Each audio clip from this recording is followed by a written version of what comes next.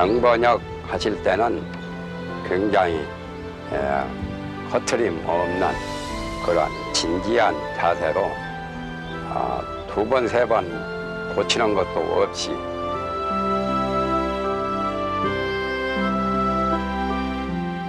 스님께서 경전을 번역하셔서 출간하실 때 제일 핵심 요제는 대의입니다.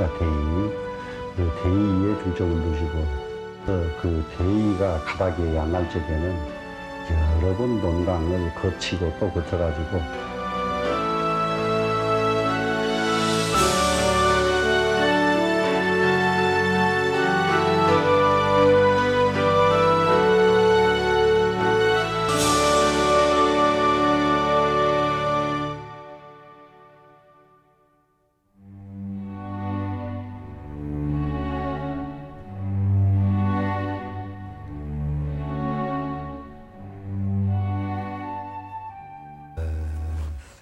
큰 스님을 뵈었던 모든 사람들이 똑같이 모두 하는 말씀이 처음 딱 대면하면은 꼭 신선같이 보인다. 이런 말씀을 모두 많은 분들이 하십니다. 근데 저 역시 어릴 적에 어떻게 그런 풍모를 이 세상에서는 배울 수 없는 이 세상뿐이 아닌 그런 느낌이었죠. 유불선 삼교에 박통하시고 또 선풍 도걸인 신선의 골격으로 처음 느꼈습니다. 재주가 쉽게 말하면 재화가 넘쳐 흐르시고 또 말씀도 언변도 막힘없이 청산유수처럼 그렇게 설법도 진진하시고 하는 그런데 감명을 받은 바가 있습니다.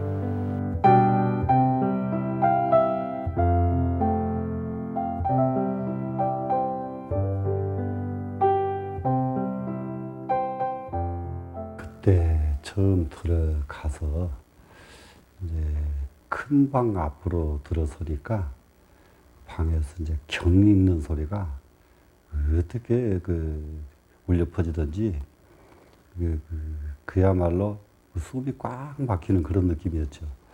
그래서 거기서 누군가를 불러야 되는데 부를 수가 없이 한참 서 있어도 경 읽는 소리가 계속돼서 다른 곳으로 옮겼거든요.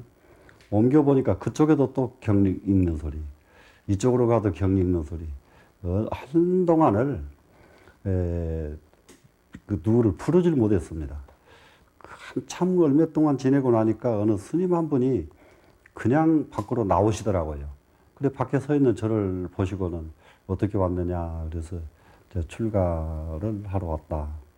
네, 그랬던 그 기억인데 그 풍경은 아마 거기 어느 곳에 가도 그런 풍경이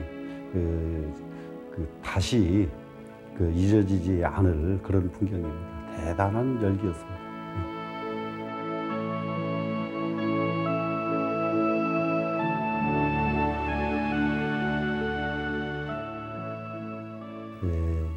스님이 저를 처음 딱 보시더니 딱 중국 사람 같다고 그러시면서 이게 중국 사람 같이 생긴 사람이 중로로서는 잘하는데 한번 잘해봐라. 이게 첫 말씀이셨습니다. 원래 해인사 100년 하면서 도자 원자 도원 큰 스님을 은사로 거기서 삭발하고 삼위계를 받고 제자가 되었습니다.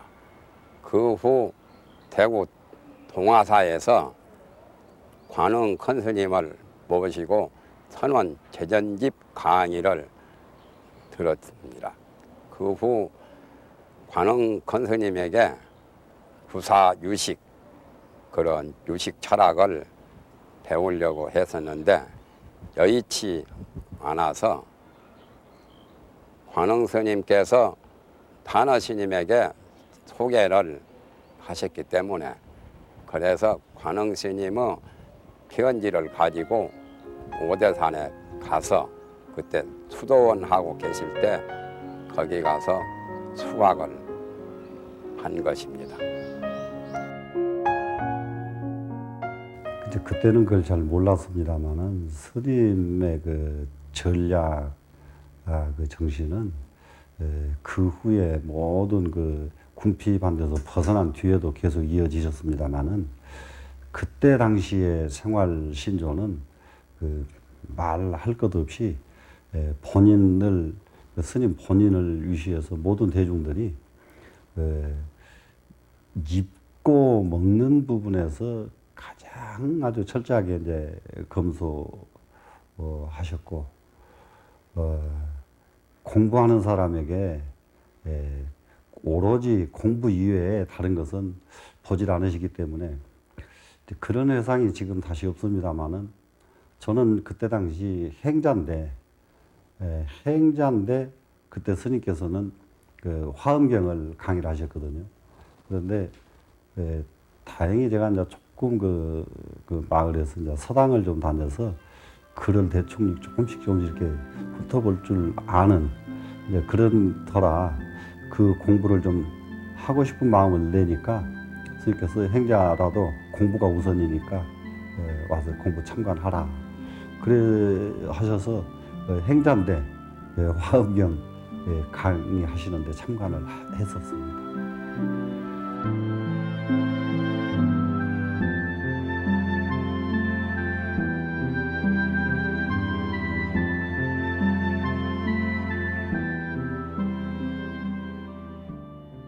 대중을 거느리시는 것, 스님의 가장 장점이시고 가장 단점이 제자들한테는 불만이고 스님의 분상에서는 그보다 더 좋은 장점이 없으신데요. 누구를 막론하고 공부를 잘하는 사람 우선이십니다. 스님은. 다른 건 다 소용없어요. 공부만 잘하시면 제일인데. 근데 이제 그 일화가 참 그 제자를 가르치시면서 질문이 아주 만만치 않은 질문이 들어오시면은 그 질문을 끝까지 어쩔 적에는 질문 그 답하시다가 공부 시간 다 놓칠 때가 한두 번이 아니십니다. 아주 좀 괴짜 같은 사형이 한 번 계셨어요.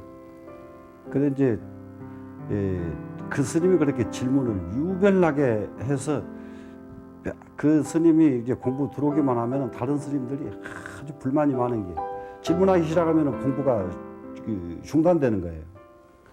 공부가 이제 중단되고 그러니까 대중이 이제 그 스님을 그렇게 미워합니다. 미워하니까 본인이 그걸 느끼고 그러고서는 이제 스님께 찾아가서 보따리를 탁 쌓아놓고 스님 저 가겠습니다. 이제 이래 합니다. 그러니까 스님께서 그때 당시 이제 화엄경 강의 중이시니까 묵어 물에 영무주인데 가기는 어딜 가 이놈아 이렇게 하셨단 말입니다. 제자에게. 그러니까 이제 그 사형이 묵어 물에 영무주에서 갑니다. 이렇게 딱 대답을 한단 말이에요. 묵어 물에 영무주기 때문에 가도 되고 있어도 되고 상관없잖아요. 에서 갑니다. 네, 그래서 이제 보따리를 짊어지고 이제 스님을 떠나서 이제 갔다가, 근데 오래 밖에 있지도 못합니다. 이제 이게 여기가 궁금해가지고. 그래서 이제 다시 돌아오면은 그 스님은 한동안은 질문 안 하고 가만히 잘 참관을 해요. 그러다가 이제 질문이 발동하기 시작하면 공부에 또 방해를 줘. 그래 대중이 이제 싫어하고 그러면은 또 가고 그걸 반복을 수없이 하는데도 그 스님의 아주 번뜩이는 그 질문이 스님께서는 너무 좋으셨는지 대중이 아무리 싫어해도 그 사역만 오시면은 그냥 스님이 아주 그렇게 반가워하시고 그러셨어요.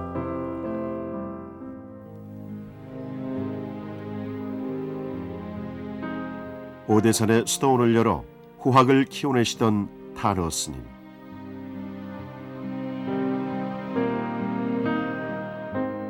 스님이 원력을 세우신 역경불사는 후학들에게 불학 공부의 지름길이 되어 주었다.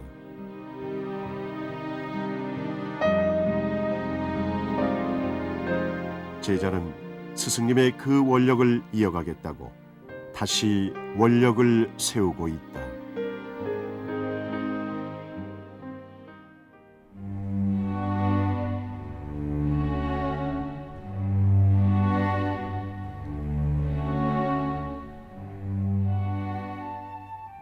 스님께서 원하시는 바가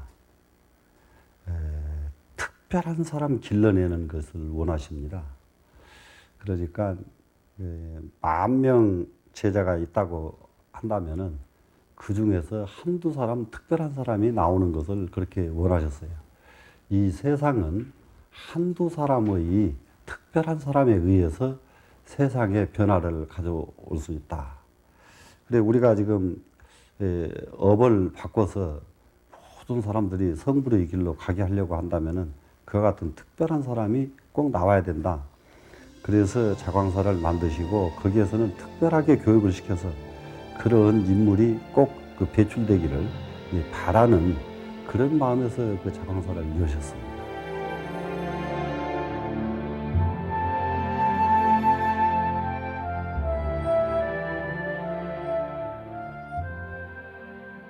그때 당시 3년 결사를 마친 대중들이 공감한 것이 전부가 다 3년 결사로는 공부가 미진하다. 이 다음에 우리가 기회를 만들어서 결사 도량을 한 번 더 개설하자. 이렇게 서로 약속을 하고 헤어졌었습니다. 그런데 그 뒤로 서로 이 결사 도량 만들겠다고 약속한 대중이 한 사람도 그 결사 도량을 만들지 못했거든요. 근데 이제 지금에 와서 생각해 보면은 최소한도로 결사가 10년은 되어야 된다 하는 생각이 들어서 10년 결사 도량을 꼭 만들어서 정말 스님이 원하시던 그런 그 후세에 큰 그릇을 만들어내는 그런 도량을 꼭 갖추려고 지금 준비 중에 있습니다.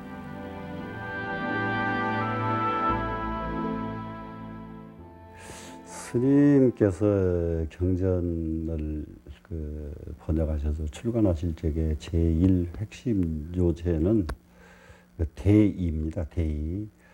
대의에 중점을 두시고 두 번째로 이제 오탈자를 이제 중요시 하시고 그래서 그 대의가 가닥이 안 날 적에는 여러 번 논강을 거치고 또 거쳐가지고 마무리 지어서 작업을 하시고 꼭 그렇게 하셨습니다.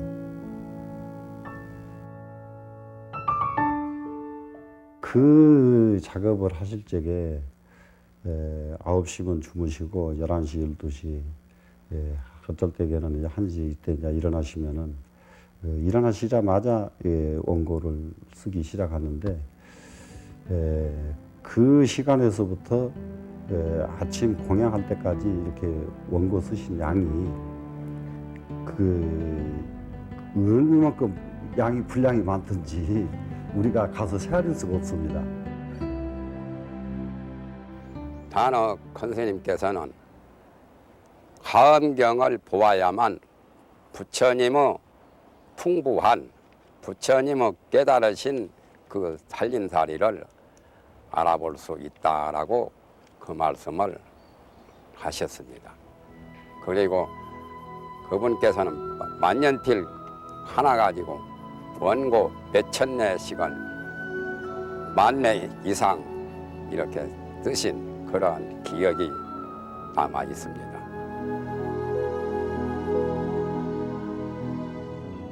한마디로 요약한다면 선과 교에 능통하셨고 방화남 스님의 선맥을 유일하게 계승하신 한 분이시고 또한 교는 사집, 사교, 대교, 하엄, 경, 하엄, 논 모든 경론을 그야말로 현토하시고 번역하셔서 후대 각인들에게 큰 혜택을 주셨다고 볼 수가 있겠습니다.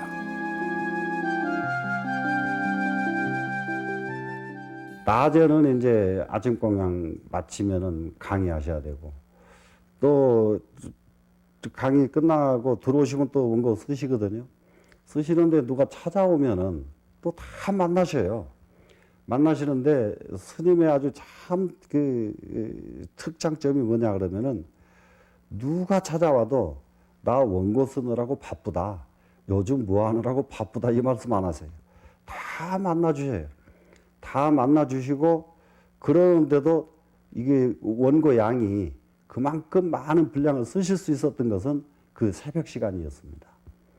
예, 그래 저희 그렇게 지금 해보려고 해도 그거는 그렇게 쉬운 일이 아니더라고요. 그래서 스님께서 이루신 그 큰 업적은 그 새벽 시간에 다 이루셨다. 이렇게 말씀드릴 수가 있습니다.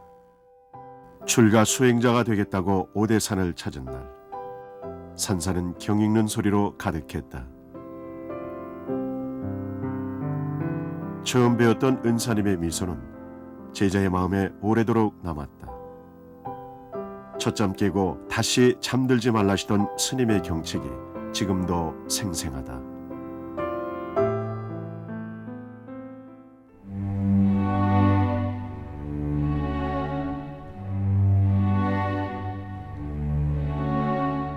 한마디로 말해서 공부를 제외한 그 아무것도 없는 분 이것이고, 둘째로는 그 스님의 원력이 이 나라의 운을 바꾸는 그런 원력이 그렇게 크셨어요. 사람이 이 수행자의 가장 덕목은 구군에 이바지해야 된다. 구군에 이바지해야 된다. 그러니까 나라 운에 도움을 줘야 되고, 또 나가서는 전 그 세상 그 인류 문명에 도움을 줘야 한다.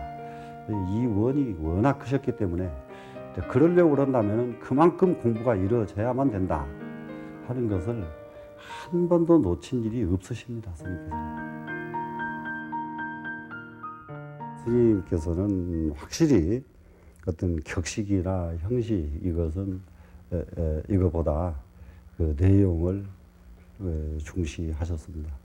그래서 가르치는 격식에 있는 게 아니라 가르치는 내용이 문제다 하는 것을 아주 능히 강조하셨고, 그러시고 늘 이제 원하시는 바가 그 누가든지 와서 묻는 겁니다.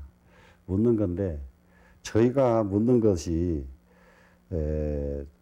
책을 가지고 가서 책을 펴놓고 물으면은 대답을 안 하셔요. 전혀 화를 내셔요, 스님께서.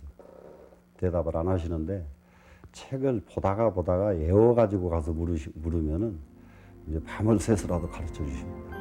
공부하는 사람은 공부하다가 안 되거든. 그때 다 외운 것을 그래도 외웠는데도 안 될 때에 묻는 자세. 그걸 그렇게 좋아하셨습니다. 다른 것이 없어요. 공부 완성입니다. 네, 공부 완성이고, 그래서 지금 생각에 자신이 완성이 되지 않았을 적에는 완성될 수 있는 사람을 위해서 도움을 주는 것도 한 방법이겠다. 네, 이 생각이 이제 지금은 꽉 차 있습니다. 그래서 거기에 확신을 갖게 된 것은 일반 신도를 이제 한 20년째 가르쳐 보니까 일반 신도도 스님들 못지않게 굉장히 향상되는 분들이 많이 나와요. 그러면은 일반 신도도 그런데 스님들을 이렇게 발심시켜서 공부하게 한다면은 그 스님들이 10년, 20년 정말 분발해서 정진만 한다면은 정말 지금 시대에 필요한 그런 인물이 얼마든지 나오지 않을까, 이런 생각을 합니다. 스님께서 이제 최후가 이제 이르르니까 그때 한양대학병원에 이렇게 계시다가요. 한양대학교 병원에 입원하고 계시다가 전체 대중을 부르셨어요. 부르셔가지고 이제 내가 다 됐으니까 오대산으로 가자.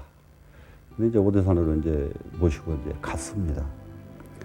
갔는데 이제 저희들이 그때만 해도 하나 저희들이 명쾌하지 못한 그런 제자들이 되다 보니까 스님의 참뜻을 하나도 제대로 해드리지 못하고 병원에서 그 간호사 대동시키고 그래가지고 계속 주사를 놔드렸거든요.